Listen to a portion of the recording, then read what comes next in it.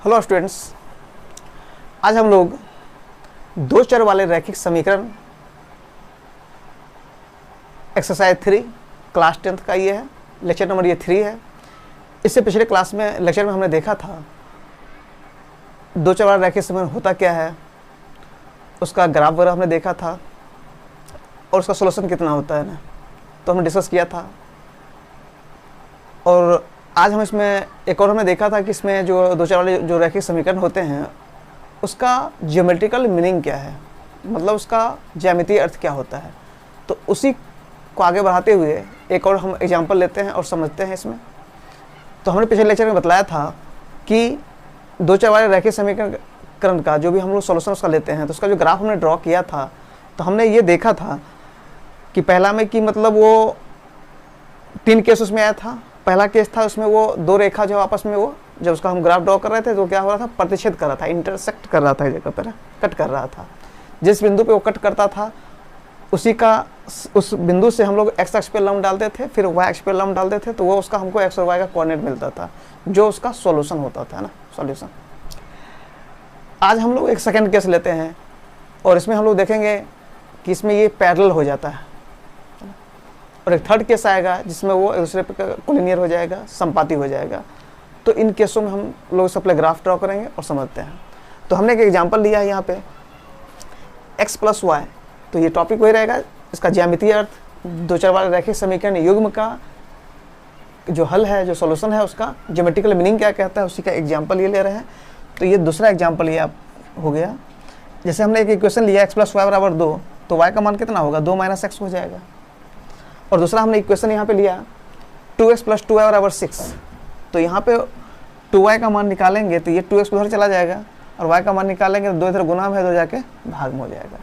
तो हम लोग क्या करते हैं, इससे भी एक हम लोग पॉइंट ड्रॉ करते हैं। कोई भी हम लोग पॉइंट लेते हैं x का, उसके अकॉर्डिंग जो y का वैल्यू आएगा और फिर इसका जो कोऑर्डिनेट जो है, जो बिंदु है, वो हमको ड्रॉ करके इसका हम ग्राफ प्लॉट करेंगे। तो मान लेते हैं यहाँ पे हम लोग x के वैल्यू हम लोग जो यहाँ पे 0 लेते हैं। x जब 0 लेंगे तो यहाँ पे क्या होगा, x जब यहाँ पे 0 हो जाएगा तो y का मान कितना मिलेगा, इसमें 2 मिलेगा। नहीं x यानी y बराबर कितना है, 2 - x है। x की जगह पे 0 रखेंगे तो यहाँ पे क्या होगा, 2 होगा। और फिर यहाँ पे हम लोग 2 रखते हैं, तो 2 रखेंगे, 2 में से 2 जाएगा तो कितना हो जाएगा, 0 हो जाएगा।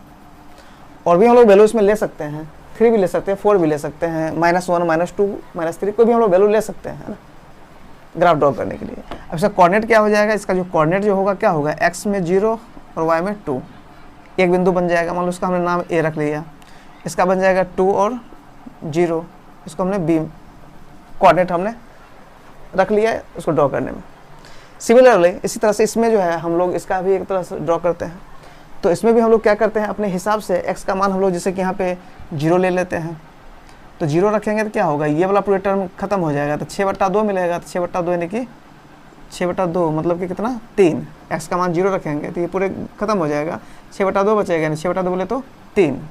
और यहाँ पे यदि हम इसमें 3 रखते हैं तो 3 दूनी 6, 6 में 6 जाएगा 0, यानी कि 3 रखते हैं, 3 दूनी 6, 6 में 6 जाएगा 0, तो यानी कि इसका मान क्या मिलेगा, 0। इसको हम लोग मिटा लेते हैं ना।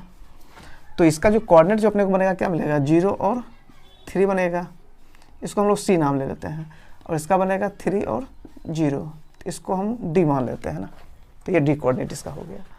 तो इस आधार पर ये हमने इसका कोऑर्डिनेट हमने सेटअप किया। अब इसका हम लोग ग्राफ ड्रॉ करते हैं। नीचे में इसको हम लोग लिखते हैं, इसका ग्राफ हम लोग ड्रॉ करते हैं। a 0 2, x जब 0 तो y में 2, b है 2 0, मतलब x में 2 तो y में 0, तो y में 0 कहाँ पे आता है, y जो है 0 कहाँ पे, x अक्ष पे होता है। ये x अक्ष पे क्या होता है, y कोऑर्डिनेट इसका 0 होता है। तो ये हो गया 2 और 0। फिर दोनों को हम लोग मिला लेते हैं, दोनों को हम लोग मिला देते हैं इस पे।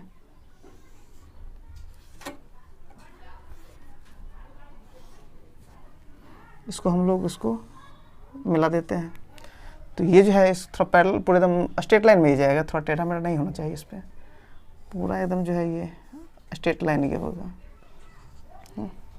तो ये हो गया x + y = 2, किसका ग्राफ ये हो गया, x + y = 2, x + y = 2, ये उसका ग्राफ ये हो गया।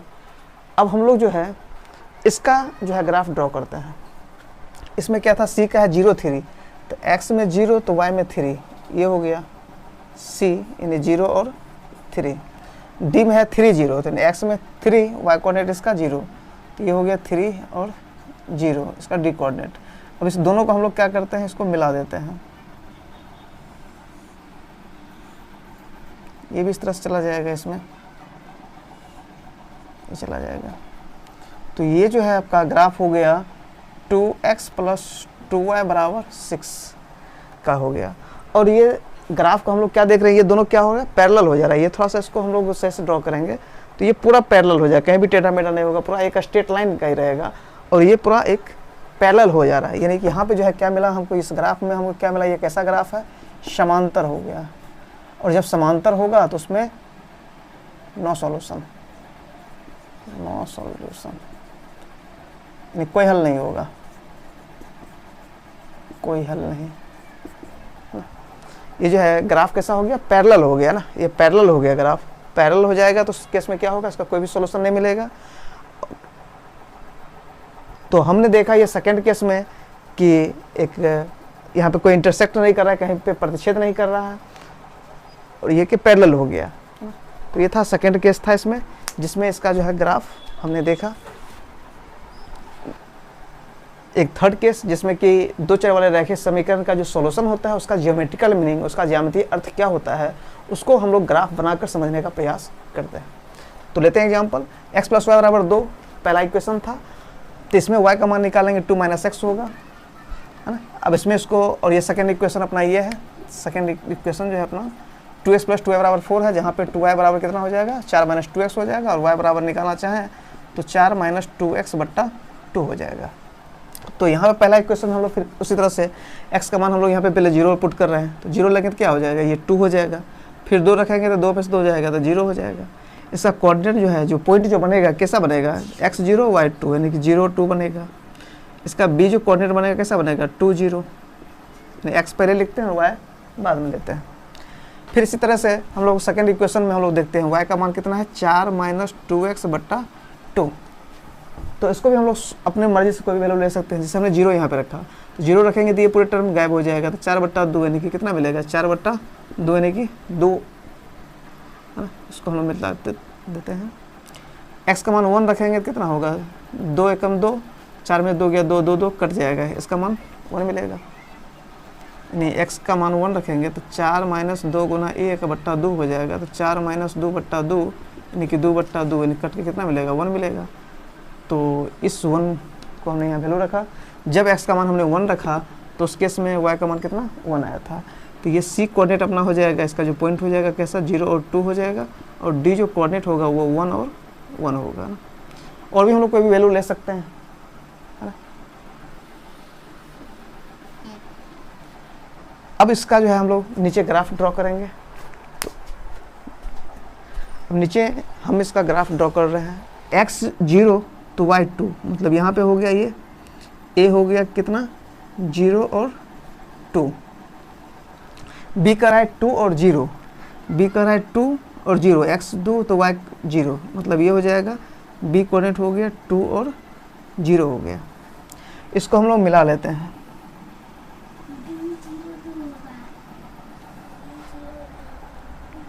अब इसको हम लोग जो है इसको मिला देते हैं ना।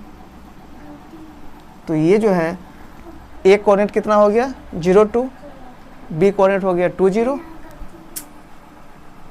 अब इसको जो है हम लोग मिला दिया, a और b कोऑर्डिनेट हो गया। अब इसी तरह से हम लोग c कोऑर्डिनेट देखते हैं, इसमें भी क्या है, 0 2, तो 0x तो y 2, मतलब ये कोऑर्डिनेट जो है वो c का भी यही होगा, 0 और 2, वो भी इसी पॉइंट को ले रहा है, a भी इसी पॉइंट को ले रहा है। d में है 1 और 1, x 1 तो y 1।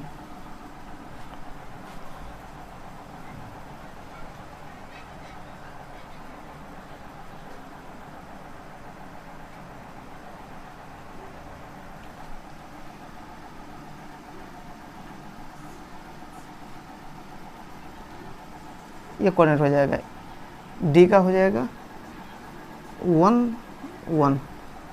इसको हम लोग यहाँ चेक कर सकते हैं, इसमें चाहेंगे तो हमने यहाँ पे रखेंगे एक, यदि 1 रखना चाहेंगे तो कितना होगा, 1 ही इसका मिलेगा। यदि हम लोग ऐसे बात करें तो इसका ई कोऑर्डिनेट यदि हम लोग लिखें तो 1 और 1 ये भी हो रहा है, मतलब ये d कोऑर्डिनेट भी वही होगा, और ई कोऑर्डिनेट भी यदि हम लोग सेट करना चाहें तो वही होगा। दोनों सेम ही हो रहा है। ई कोऑर्डिनेट यदि हम लोग सेट करें तो 1 और 1 वह भी होगा। यदि इस ग्राफ से हम पहले वाले ग्राफ में यदि हम 1 रखें हैं एक्स जगह पे तो y का मान भी 1 आएगा। तो इस तरह से ये हमने देखा कि जो दोनों जो ग्राफ है यदि तीनों पॉइंट को यदि फिर मिलाते हैं तो ये क्या कर जाएगा, ओवरलैप कर जा रहा है, वो ये हो जा रहा है। मतलब यही ग्राफ जो है वो डबल बार रिपीट कर गया। तो हम देखा ये ओवरलैप कर रहा है। तो ये जो ग्राफ है ये किसका है ग्राफ, दोनों x प्लस वाई बराबर 2 का भी ये ग्राफ है और 2x प्लस 2y बराबर 4, दोनों का जो ग्राफ है वो अपना यही मिला। इस केस में हमने क्या देखा, जो ग्राफ इसका कैसा था, समपाती था, है ना, कोलिनियर था, समपाती था। और इसका जो सॉल्यूशन होगा, इसका सॉल्यूशन कितना होगा, इसका जो हल होगा वो अनेक होगा। तो ग्राफ जो हमने इसमें देखा, इसका ग्राफ जो है वो किस तरह से था, ग्राफ हमने देखा कि समपाती था, कोलिनियर था, है ना, और इसका जो सॉल्यूशन होगा वो कितना होगा, अनेक इसका सॉल्यूशन होगा।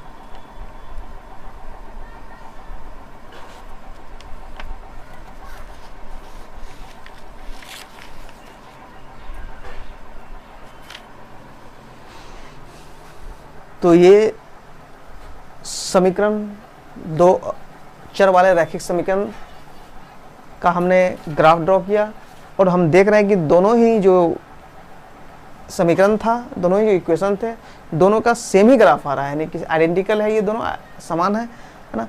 तो इस केस में हमने यहाँ पे देखा कि दोनों का क्या होगा, ये पूरे जो है वो इसको थोड़ा ग्राफ थोड़ा सही ड्रॉ करना पड़ेगा इसमें, क्योंकि ग्राफ पेपर पे ड्रॉ करना है आपको, है ना। और हमने देखा कि इसका जो है समपाती है और इस केस में इसका जो हल जो होगा वो कितना होगा, अनेक हल होगा, अनगिनत होगा ना, अनगिनत इसका हल होगा, सॉल्यूशन होगा।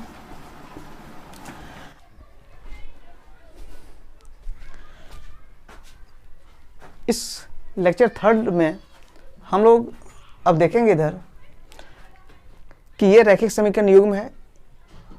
हमने ज्योमेट्रिकल मीनिंग तो समझ ही गया। अब इसको जो है एक तरह से क्वेश्चन एक्स में परीक्षा हम आपको देते हैं कि मतलब उसको कोई दो इक्वेशन दे देंगे और बोला जाएगा कि आपको इसको सॉल्व करना है, सॉल्व करना है। कभी कभी रहता है कि आपको सॉल्व करने से पहले पूछता है आपसे क्वेश्चन कि वो संगत है, उसका कितना सॉल्यूशन होगा, है ना, यूनिक सॉल्यूशन होगा या उसका मैन इनफाइनाइटली सॉल्यूशन होंगे या वो जो है वो पैरेलल होगा, तो उसके इसमें कोई सॉल्यूशन नहीं होगा। तो मतलब ये 3 के हिसाब से रहता है। कोई भी दे देगा, बोलेगा आपके कोई एक क्वेश्चन हम लोग लेते हैं।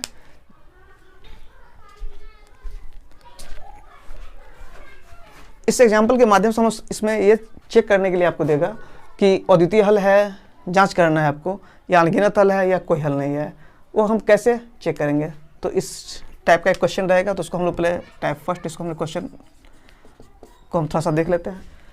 तो इसको हम लोग क्या करेंगे, पहले चेक करते हैं ये इसका क्या हल होगा। तो 3/6 हो गया, इधर y के गुणांक 1 है और इधर बट्टा में 2 है, 3 दूनी 6, मतलब ये 1/2 और इधर कितना था 2/1 है। तो हमने देखा ये बराबर है और ये बराबर नहीं है। ये कैसा कंडीशन होता है। अब ये आपको कहेगा इसका कितना हल होगा। ये यदि आपसे कोई क्वेश्चन पूछे इस टाइप का, एक पहला हम क्वेश्चन लेते हैं, इसको समझते हैं कि 2 चर वाला जो है रैखिक समीकरण का 2 इक्वेशन आपको दे देगा और पूछेगा इसका अद्वितीय हल है या अनगिनत हल है या कोई हल नहीं है, इसको कैसे आप जांच करना होगा। तो हम क्या करेंगे, यहाँ पे a1/a2 हमने किया, b1/b2 किया, c1/c2 किया, और हम देख रहे हैं कि इसमें क्या क्या कंडीशन। ये दोनों यदि बराबर नहीं होता, मान लो कि हम अभी जानते हैं यहाँ पे हम कि a1/a2 जो है बराबर b1/b2 बराबर यदि नहीं होगा तो अद्वितीय हल होता है। यदि ये यहीं पे कंडीशन क्लियर हो जाता तो हम आगे नहीं बढ़ेंगे। a1/a2 यदि b1/b2 के बराबर नहीं होगा तो हम डायरेक्ट उसको सॉल्व कर, यहाँ पे देखते हैं बराबर है 3/6 और 1/2, तो दोनों तो ये बराबर है। अब बराबर नहीं यदि होता तो अद्वितीय हल, बराबर है तो फिर क्या करेंगे, तब आगे का कंडीशन को चेक करना पड़ेगा, यानी c1/c2 को हमको लिखना पड़ेगा कि वो क्या कर रहा है। तो c1/c2 क्या कर रहा है, 2/1 है, तो ये दोनों तो बराबर है लेकिन इधर बराबर नहीं है। तो ये हमारा कंडीशन कौन सा हो गया, a1/a2 equal to b1/b2 but is not equal to c1/c2। और ये केस किसका आता है, कोई हल नहीं, कोई हल नहीं, यदि कोई पूछे कि इसका कितना सोल्यूशन होगा तो हम इस तरह से डायरेक्ट कर लेंगे a1/a2 और b1/b2 दोनों को पहले हम चेक करेंगे कि दोनों का रेशियो बराबर है या नहीं है। यदि बराबर नहीं होगा तो पहला कंडीशन क्लियर होगा और द्वितीय हल होगा, और यदि बराबर रहेगा तब हम आगे का स्टेप जो है वो c1/c2 तो हमको निकाल के चेक करना पड़ेगा कि c1/c2 के साथ ये बराबर है या नहीं है, क्योंकि यहाँ पे दो केस यहाँ पे निकला है ना। यदि बराबर नहीं है तो ये हो गया, और यदि ये बराबर है तो फिर हमको ये चेक करना पड़ेगा c1/c2 के साथ उसका क्या कंडीशन है। उधर बराबर यदि वो भी होगा तो अनगिनत हल, यदि बराबर नहीं होगा तो कोई हल नहीं। तो बहुत ही आसान क्वेश्चन इसमें है।